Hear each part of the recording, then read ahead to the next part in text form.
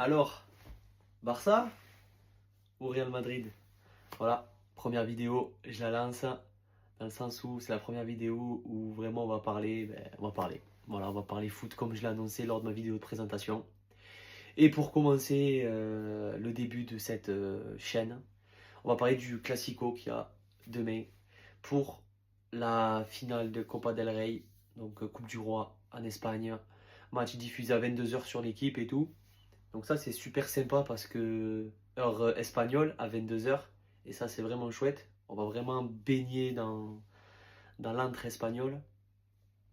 Donc voilà, petite vidéo pour en parler, je vous donne mon avis. Ben, moi je vous avoue que c'est un des premiers classicos où je suis pas tant hypé que ça. Parce que d'habitude on est toujours hypé à se dire waouh, là ça va être un match de fou, il va y avoir des buts, des actions en folie et tout. Là où je suis un peu chaud et que ça me hype un peu, excusez-moi du terme, mais c'est ça, ça va être côté Barcelone où ben, au niveau attaque, ben, on sait ce que c'est cette saison, hein. L'attaque du FC Barcelone, c'est ouf, c'est incroyable. Lamine Yamal, dès qu'il touche le ballon, il fait quelque chose. Dès qu'il rentre en jeu, même quand il est remplaçant, il fait quelque chose. Rafinha, il joue 90 minutes, il est toujours au top, hein. Lewandowski, ça reste du Lewandowski. L'expérience, le vieux briscard, comme on dit. Ils ont des bons remplaçants, un milieu de terrain très très fort. Il n'y a rien à dire. C'est-à-dire que tu associes un De Jong avec un Pedri. Moi, je trouve ça bon. Après, peut-être qu'il y en a qui aiment moins. Mais moi, après, c'est deux joueurs que j'aime bien. De Jong, j'ai toujours aimé ce type de joueur. Pedri, c'est vrai que cette saison, alors, euh, n'en déplaise à certains, quand tout le monde dit que Pedri est meilleur milieu de terrain du monde et tout, actuel, pour moi, non. Il est très très fort. Il a un peu ce côté Busquets, vraiment cette saison. J'ai remarqué sur les deux trois matchs que j'ai regardés, parce que je vous avoue que j'ai pas regardé tous les matchs du FC Barcelone, mais le peu de matchs que j'ai vu, c'est vrai que quand il a le ballon, de suite on dirait il calme le jeu, un peu à la Busquets, il perd pas la balle, ou alors dès qu'il la perd, il y a faute sur lui. Ça me fait penser un peu à un Busquets. Et en plus j'avais vu une vidéo, ça me fait penser que j'avais vu une vidéo sur YouTube d'un youtubeur assez connu. Et je sais plus lequel c'est, mais il est assez connu qui avait fait le parallèle entre Cruyff, Guardiola, Guardiola, Busquets. Et là, j'ai l'impression qu'il y a un peu ce flic, anti-flic avec Pedri pour transformer un peu Pedri un peu en nouveau Busquets. Voilà. J'ai fait ce lien-là parce que je regarde cette vidéo et juste après, je regarde Barcelone-Betis-Séville la semaine dernière. Match de fou. Match de fou. Le Betis, ils n'ont pas démérité. En plus, ils font une grosse saison cette année par rapport à l'année dernière où c'était plus compliqué pour eux parce qu'ils jouaient vraiment le maintien. Ils étaient au bord de la relégation, tout ça. Et là, c'était vraiment un match de fou. Rafinha qui marque à la 96e sur penalty. Enfin bref, il y avait 3-1 et après ils sont revenus à 4-3. Enfin bref, un match de fou. Et c'est vrai qu'à ce match-là, Pedri, il avait vraiment fait du Busquets. Mais vraiment. Dès que les actions barcelonaises étaient en cours et que ça allait de l'avant, etc., lui, dès qu'il avait le ballon, bam, il calmait, il redistribuait, il changeait de côté, etc. Et c'est vrai que j'avais fait le lien avec Busquets. Voilà, c'était la petite parenthèse hors classico de demain. Mais c'est un peu le but de cette chaîne aussi, hein. Je vous l'ai dit dans ma vidéo de présentation, ça va être vraiment décousu. Moi, je vais parler, mais en fait, je vais parler comme si là, vous étiez mes potes. Voilà, vous êtes mes potes, de toute façon. Voilà. Clairement, vous êtes mes potes, hein, et je vous donne mon avis. Voilà, c'est pour ça que je suis sur un canapé. On discute. Voilà. On part un peu, pas dans tous les sens. On va essayer de garder quand même un peu un sujet, mais même si ça part dans tous les sens, moi je m'en fous. Voilà, c'est le plaisir de parler foot et de parler ballon. Voilà. Donc pour en revenir un peu au Classico, donc ouais, le Barça très très chaud qui va vers le titre de Liga. Un Real Madrid très malade cette saison. Ah, ça me fait un peu de peine de le dire parce que bon, ben voilà, je vais vous le dire, hein, moi je suis fan du Real Madrid. Hein, voilà, j'aime le beau jeu, j'aime le foot espagnol, j'aime beaucoup le championnat espagnol, donc je regarde pas mal le championnat espagnol, même plus que de la Ligue 1 et de la Première Ligue, hein. Quand je le dis, il y en a qui me prennent pour un fou.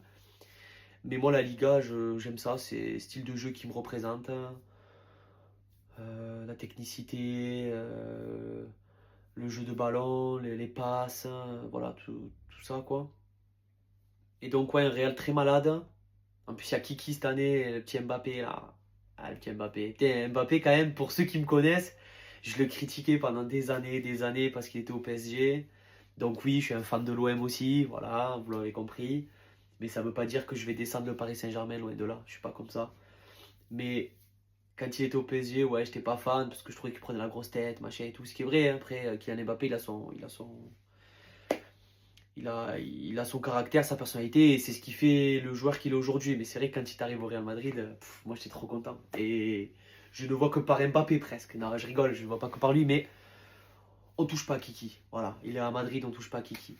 Mais voilà, malgré lui, ben, cette saison, les stats elles sont là. Hein, les stats elles sont là. Il plante quand il faut et il est quand même très très bon au niveau but et au niveau but, ouais, voilà.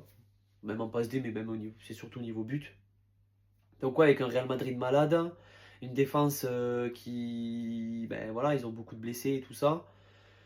Donc une attaque aussi, mis à part Mbappé, cette année, Vinicius. Vinicius cette année, je pense que le coup du Ballon d'Or, ça lui a mis vraiment un coup derrière la tête et il n'arrive pas à digérer ça. Les rumeurs vers l'Arabie Saoudite, etc. Il s'énerve de plus en plus sur le terrain, il est beaucoup moins décisif.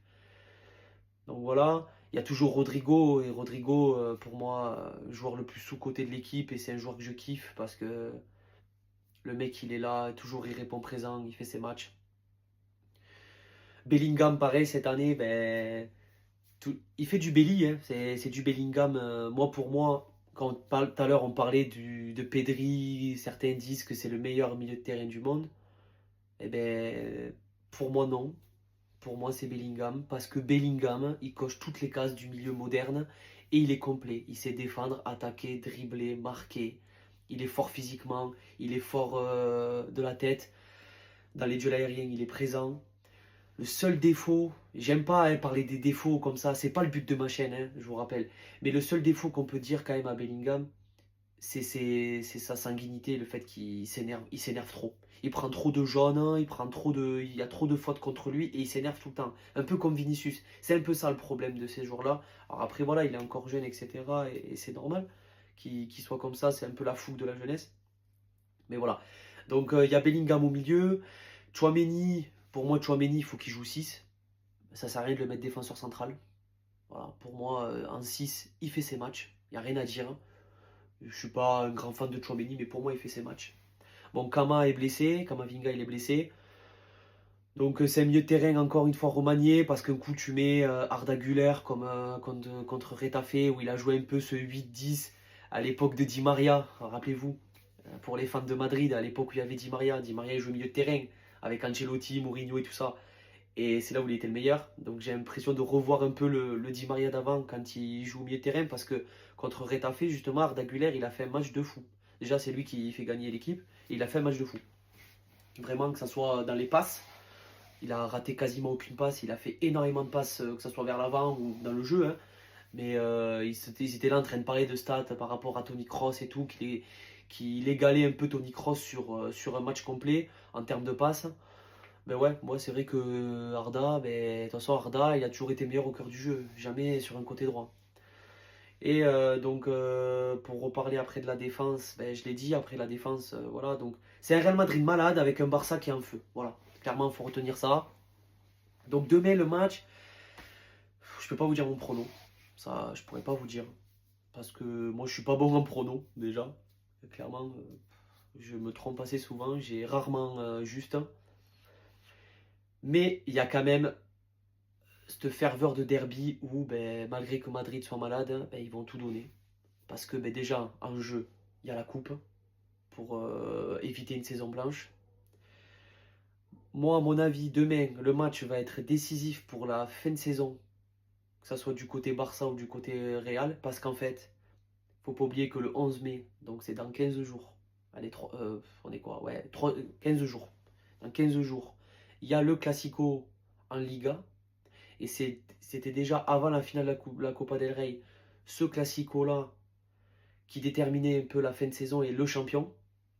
Donc moi je pense que demain, le vainqueur, c'est le championnat Liga. Il va aller tout droit vers le titre de la Liga parce que ça va le mettre en confiance. Si en plus il gagne le Classico d'après, voilà. Donc c'est un match décisif. Oui, pour la coupe à la clé demain et pour avoir un titre au moins un titre dans la saison, que ça soit des deux côtés. Et surtout, ça file droit vers le titre, hein. Enfin, ça leur met en confiance pour le titre. Donc c'est pour ça qu'il va me hyper ce match, vraiment. C'est pour la suite de la saison. Parce qu'il ne faut pas oublier que le Barça, mardi, il joue la Ligue des Champions contre l'Inter de Milan. L'Inter de Milan, faut pas sous-estimer. D'ailleurs, vous irez voir, mais j'ai sorti une courte vidéo, un short et un réel Insta sur ma compo des demi-finales de la Ligue des Champions. Donc ça a fait beaucoup parler, certains m'ont mis en commentaire et même m'ont envoyé un message privé qu'il fallait que je sorte une vidéo à tout prix pour expliquer mes choix. Elle est prévue cette vidéo, vous en faites pas. Elle sera prévue, je vous la sortirai pour expliquer mes choix et les raisons de pourquoi j'ai choisi ces joueurs-là. Mais, petit spoil, dans ma compo pour ceux qui l'ont pas vu, hein, mais dans ma compo des 11 types demi-finale Ligue des Champions, il y a des joueurs de l'Inter. Et donc voilà, l'Inter, faut pas sous-estimer. Donc le Barça demain, ils ont joué une finale, ils ont la demi-finale aller mardi. Donc quelle équipe ils vont mettre en place, le temps de récupération, tout ça, voilà. Donc il y a ça aussi, est-ce qu'ils vont s'économiser pour miser sur la LDC et la Liga, ou est-ce qu'ils vont se dire, eh non, on tente le triplé historique, on tente le triplé et on le fait. Donc c'est ce côté-là qui va plus me hyper. Après, bien entendu, il y a les joueurs qui sont présents sur le terrain, enfin, faut pas se cacher. Voilà, Mbappé il revient de blessure, donc ça aussi, est-ce qu'il va être en forme? Il a été hué et sifflé par les supporters contre Retafe. Parce que, enfin, pourquoi exactement après avec les rumeurs qui se passent, etc. Moi, je suis pas trop dans ce truc-là de pourquoi il y a des rumeurs sur tel joueur et pourquoi on le déteste, etc. C'est comme le transfert avorté apparemment de Vinicius en Arabie Saoudite. Ben écoutez, c'est fait, c'est fait. Voilà, ça a été avorté, on verra ce que ça sera en fin de saison. Mais ouais, donc Mbappé, le retour, hein. On va voir s'il va sortir un gros match, hein. Est-ce que Arda Güler va être titulaire? Mais ça m'étonnerait. Ça m'étonnerait qu'Arda Güler va être titulaire alors qu'il a sorti un gros match avant. Mais vous voyez, moi par exemple, ce que je ferais. Bon, Mbappé en 9, de toute façon, pas le choix. Il a été recruté pour ça. Mais là, je tenterais un coup. Enfin, je tenterais un coup. Après, ça lui mettrait un coup moral et c'est peut-être pas bon. Mais en fait, comme il m'agace un peu cette saison, moi, Vini, je le mets sur le banc. Et je mets Rodrigo à gauche. Mbappé 9. Voilà. Et à droite, soit je mets Arda Güler. Donc après, pendant le cours du jeu, ça se transforme un peu en 4-4 de losange, où Arda il est plus un 10, il va repiquer centre pour un peu distribuer le jeu à Rodrigo et Mbappé. Ou alors vraiment faire le rôle d'ailier aussi. Et après au milieu de terrain, bon, ben, tu mets Belly, ça t'es obligé. Tu mets Tchouaméni, tu mets Valverde. Ça pour moi, Valverde, milieu de terrain. Après ce joueur, il sait tout jouer. Ça franchement, c'est... Je parlais tout à l'heure de Rodrigo sous-côté, le plus sous-côté de l'équipe. Franchement, il y a Valverde derrière. Il y a Valverde. Valverde, il peut tout jouer, il est trop fort. Et il sera toujours au top. Donc moi, Valverde quand même au milieu. Tu mets Valverde au milieu, Tchouaméni, Bellingham. Ça pour moi, c'est le milieu du Real Madrid. Tu vois. Après, voilà, demain, est-ce que Lucas Vazquez va jouer à droite, hein? Donc si Lucas Vazquez joue pas, ben, moi je mettrai Valverde latéral droit pour dépanner. Et au milieu, mais là c'est un milieu vraiment très offensif, j'y mettrai Bellingham et Arda Güler. Ouais, je tente. Belly, Arda. Parce que vu que Belly, il défend bien, il sait défendre, ben je le mettrai au milieu. Chouamini derrière pour vraiment sécuriser vraiment la sentinelle. Avec les deux défenseurs derrière lui. Donc ça fait vraiment un petit trident. Le 6 avec les deux centraux, ça bouge pas. Et tu mets Arda qui va distribuer, Belly qui fait le rôle un peu dans l'ombre et qui court partout pour récupérer des ballons. Moi je trouve que ça serait pas mal. Et donc à droite, à droite tu mets Rodrigo, Mbappé ailier gauche, allez, et Hendrik 9 par exemple. Mais bon ça se fera pas, mais admettons on part sur le milieu que j'ai parlé. Tchouaméni, Bellingham, Arda, Rodrigo, Vini, Mbappé, voilà. C'est très très offensif. C'est peut-être pas très équilibré, mais il jouera pas sur ça demain, Carletto. Carlo Ancelotti. Je pense qu'il va essayer de chercher un milieu beaucoup plus dense. Peut-être que Modric sera titulaire parce que justement Modric avec l'expérience, etc. Qu'il a, il va peut-être ramener ce calme au milieu de terrain et cette technicité comme il ne l'a pas perdu, quoi. Parce qu'il faut rappeler que c'est une finale et qu'il y a une coupe en jeu. Donc voilà, après le Barça, pareil, est-ce qu'ils vont mettre l'équipe type, hein, voilà. Donc ouais, je suis hypé du côté. En plus, enfin, vous allez me prendre enfin, pas pour un fou, mais vous allez dire, bon, c'est un petit détail, mais pour moi, c'est beaucoup, je trouve. C'est que le match, il est à 22 h, vraiment heure espagnole. Et ça, moi, je kiffe. En plus, c'est au stade de Séville. Ça va être. Franchement, le fait que ce soit 22 h, un classico, qu'il y a une coupe à la fin et tout, c'est ça qui me hype vraiment. Voilà. Donc, ben écoutez, n'hésitez pas vous à me dire en commentaire aussi. Voilà. Pour qui vous êtes, hein. Allez à la compo.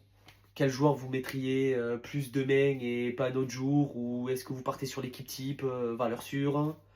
Dites-moi vous ce que vous en pensez de ce classico. Est-ce qu'il vous hype? Est-ce qu'il vous tarde à le regarder demain? Est-ce que pour vous c'est un peu l'un des matchs le plus important de la saison pour ces deux clubs, hein? Dites-moi tout en commentaire. Je suis ouvert à la discussion. Voilà. Donc c'était ma première vidéo officielle où je parle ballon. Voilà, je parle foot et de ce que j'aime et d'un match en particulier. Donc j'en ferai plein d'autres comme ça. Peut-être que j'en ferai pas autant que vous pensez ou autre. Voilà, comme je vous ai dit en première vidéo, ça va être décousu un peu dès le début et je vais parler un peu de tout. Comme je vous ai dit, la vidéo sur la compo de mon 11 type Ligue des Champions pour les demi-finales, ça arrive aussi. Donc pareil, je vous attendrai pour voir ce que vous en pensez aussi. Merci, voilà, je voulais dire aussi. Merci pour la première vidéo, pour l'engouement que vous avez mis, pour les partages, le fait d'en avoir parlé autour de vous et de m'avoir donné cette force de justement faire cette vidéo-là. Merci encore, parce que je ne vous l'ai pas encore dit, mais merci beaucoup. Merci pour, pareil, le petit short YouTube que j'ai fait sur la compo des 11 types, hein. Merci pour les messages sur les réseaux que vous mettez en privé. N'hésitez pas à vous abonner, vraiment. Ça me donnera encore plus de force et me donner encore plus envie de faire des vidéos et de parler avec vous. Parlez-en encore autour de vous, commentez, likez, faites. Vous connaissez la chanson, de toute façon, hein, c'est pas moi qui ai inventé YouTube, hein, vous connaissez, hein, vous regardez des créateurs de contenu aussi, autant que moi. Donc, donnez-moi cette force-là et on se dit à bientôt, rapidement pour d'autres vidéos et tchuss les copains.